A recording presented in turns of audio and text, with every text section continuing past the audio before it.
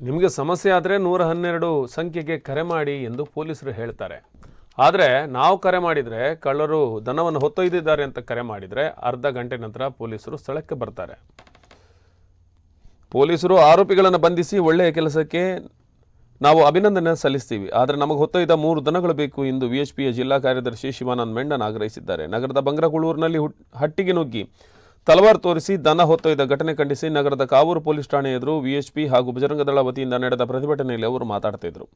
ಎಲ್ಲರೂ ಹೇಳ್ತಾರೆ, ನಿಮಗೆ ಸಮಸ್ಯೆ ಆದಾಗ ಮಂಗಳೂರು ಕಮಿಷನರೇಟ್ ಪೊಲೀಸ್ ಇದೆ, ಆದರೆ ಈ ವಿಷಯದಲ್ಲಿ ನಮಗೆ ತುಂಬ ನೋವಿದೆ. ನಮ್ಮ ಸಮಸ್ಯೆಗೆ ಶೀಘ್ರ ಸ್ಪಂದನೆ ಸಿಗಬೇಕು. ಬೇಕಿದ್ರೆ 112ಕ್ಕೆ ಕಾಲ್ ಮಾಡಿ ಎಂದು ಹೇಳ್ತೀರಿ, ಆದರೆ ನಗರದ ಭಾಗದಲ್ಲಿರುವ ಈ ಘಟನೆಗೆ ಸೂಕ್ತ ಸ್ಪಂದನೆ ಸಿಕ್ಕಿಲ್ಲ ಎಂದು ಹೇಳಿದರು.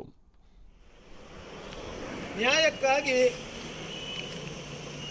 ನಮ್ಮ ಸಂಘಟನೆಯ ನಿನ್ನೆಯ ನಿರ್ಧಾರ ಏನಂದ್ರೆ, ಇವತ್ತು 7 ಗಂಟೆಗೆ ನಾವು ಪ್ರಾರಂಭ ಮಾಡಿದಂತ ನಮ್ಮ ಏನು ಪ್ರತಿಭಟನೆ